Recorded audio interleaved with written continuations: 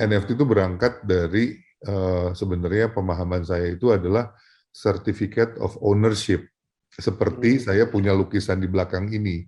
Biasanya kan, mana coba, lukisan kayak si Dani ini kan dia memberikan sertifikat, contohnya kayak seperti ini nih Mas. Ini kan certificate of authenticity gitu kan, ditandatangan sama dia gitu kan. Nah ini kan sebenarnya kan eh, saya punya lukisannya, saya punya sertifikat sehingga lukisan ini ada value-nya kan. Kalau sertifikat ini nggak ada, ini bisa jadi dilukis sama orang lain. Karena ada dua hal ini, sehingga ini menjadi satu kesatuan, sehingga value-nya juga bisa terapresiasi gitu. Nah, NFT itu adalah certificate of certificate of ownership tadi, sehingga si karya dalam bentuk digital tersebut nggak limited kepada artwork aja ya, nggak limited kepada visual art aja, termasuk fotografi, termasuk musik, termasuk kerajinan, semua hasil karya bahasanya itu, atau nanti ke depannya juga bisa penggunaan dari digital identity, sertifikat dari kelulusan, bahkan saya pernah sempat ada diskusi tiket bioskop atau tiket kereta pesawat juga bisa NFT sebenarnya, karena kan kenapa itu bisa, karena unik, karena cuma satu. Karena itu cuma satu, jadi lukisan ini cuma satu, dia ada di dunia gitu kan. Kalau pesawat dari Jakarta ke Jogja jam 10 Garuda gitu misalnya, seatnya 5A gitu, itu cuma satu kan. Jadi itu menunjukkan bahwa si ownership atau si aset tersebut cuma ada satu dan belong sama kita gitu. Jadi kan pemahaman yang paling gampang kalau ditanya sama bapak saya atau nenek saya gitu kan, NFT itu apa? Ya seperti sertifikat rumah. Rumah yang kayak gini cuma satu, di alamat ini cuma satu, jadi sertifikat dari kepemilikan. Nah,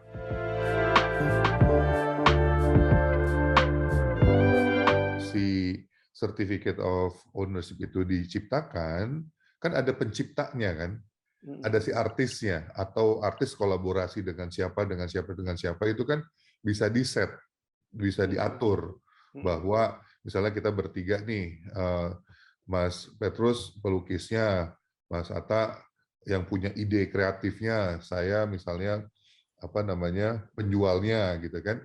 Kita bisa bilang royaltinya itu akan milik kita bertiga, dan milik kita bertiga kita bisa bagi lagi nih, misalnya karena pelukisnya paling ini Mas Petrus 90%, Mas Atta 9%, saya 1% gitu kan, dalam satu set royalti.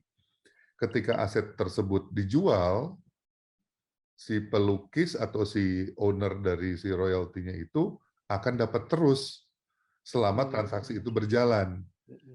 Nah, contoh, dan itu sebenarnya sangat bagus untuk si pekarya tadi, pelaku kreatif tadi, atau orang yang memproduksi sebuah karya ya, bukan hanya karya seni ya, tapi maksudnya sebuah karya lah saya sebutnya, atau mencipta sesuatu gitu.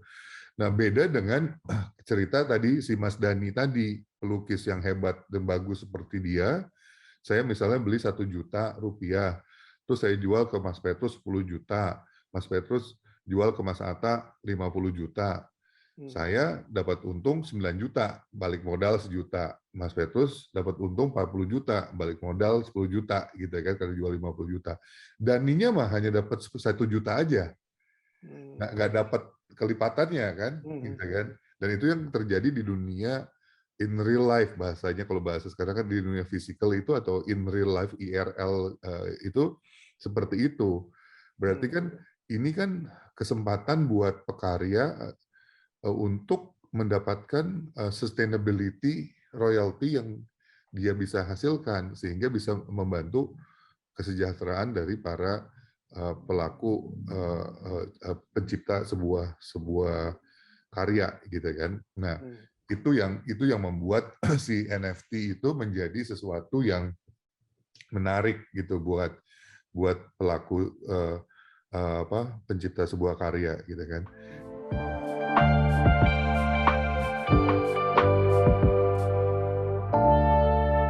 Gitu kan. Contohnya, saya kan senang koleksi gitu kan, koleksi Star Wars, koleksi sepatu Jordan, koleksi lukisan segala macam.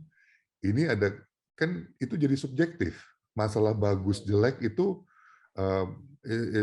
kan bisa mungkin saya bilang bagus tapi kata Mas Petrus itu mah jelek gitu. Itu kan tapi karena art itu kan sangat tergantung Subjektif. resonansinya subjektif. Nah, jadi itu yang signifikansi bagi para kolektor membedakan dengan kripto. Kalau kripto kan nggak ada attachment terhadap koinnya, paling belief terhadap projectnya, gitu kan?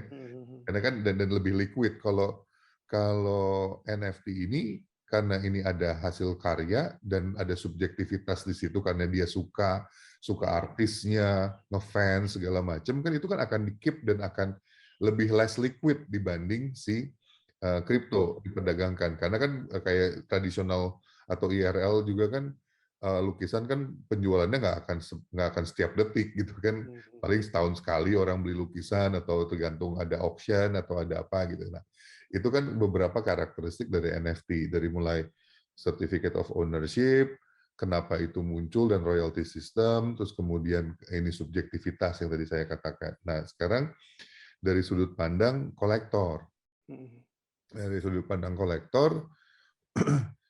kalau ada beberapa kategori kalau saya bisa mengkategorisasi pelaku atau buyer dari NFT ini sendiri. Pertama kolektor yang emang seneng aja akan ngumpulin di walletnya. Nanti saya bisa kasih lihat yang saya kumpulin gitu ya. Karena saya belajari projectnya, saya tahu ngikutin Twitter orang-orangnya, terus akhirnya saya kumpulin karena saya senang, karena saya suka dengan artwork-nya dan suka dengan si apa namanya project-nya. Itu kan kategori satu. Kategori dua itu adalah flippers bahasanya atau traders lah. Ngeflip gitu kan, beli habis itu harganya naik dijual. Jadi kayak trading aja gitu. Tapi tradingnya beda dengan kripto gitu kan. Kalau kripto kan itu kan tergantung apa supply demand dan volume apa liquidity-nya besar gitu kan dari sisi finansialnya. Kalau ini sama dari sisi supply-nya itu setiap project itu ada yang 10.000, ada yang 8.000, ada yang 3.000, ada yang 1.000 macam-macam tergantung projectnya atau artwork-nya.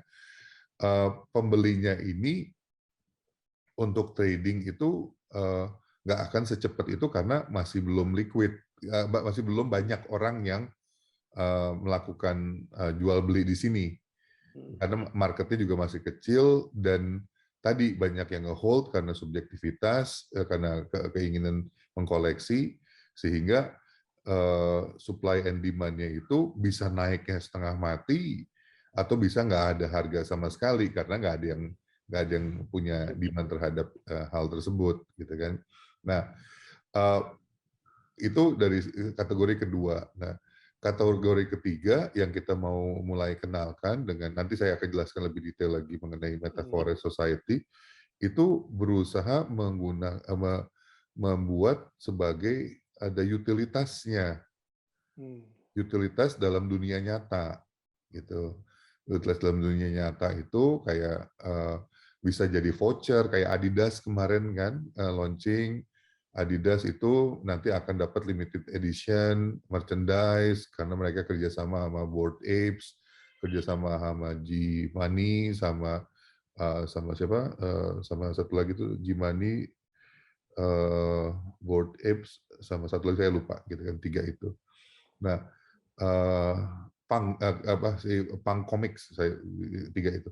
Nah, itu kan itu mereka akan ngeluarin jumpsuit, akan ngeluarin topi, ngeluarin hal-hal itu. Jadi hanya orang yang bisa dapat itu kalau dia punya NFT-nya. Itu utilitas contohnya. Terus ada juga utilitas dari sisi masuk ke metaverse gitu kan. Karena kan metaverse ini kan lagi banyak project yang lagi ngebangun metaverse sendiri. Nanti saya jelaskan metaverse itu apa. Untuk akses ke metaverse perlu punya NFT-nya tersebut. Jadi dan kalau di kita utilitasnya itu dari semua pembelian NFT akan dibelikan jahe untuk diberikan ke para petani sehingga petani ibu-ibu di desa bisa bercocok tanam dan menghasilkan ekonominya mereka kayak gitu.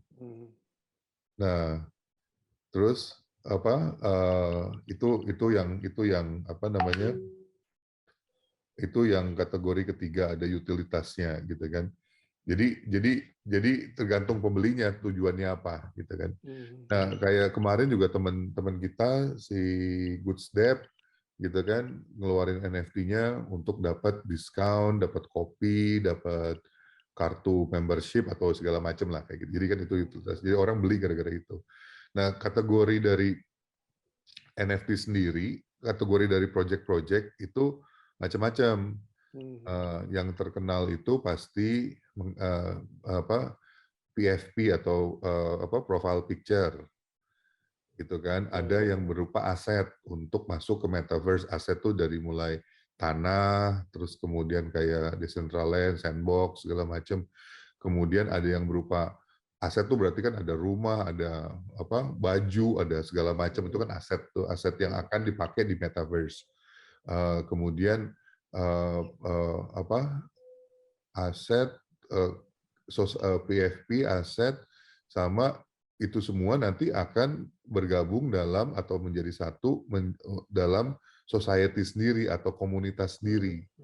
Jadi kayak misal Bored Apes atau beberapa project gitu kan itu ada fungsinya untuk akses kepada sebuah party yang mewah gitu kalau kayak Bored Apes itu kan awalnya.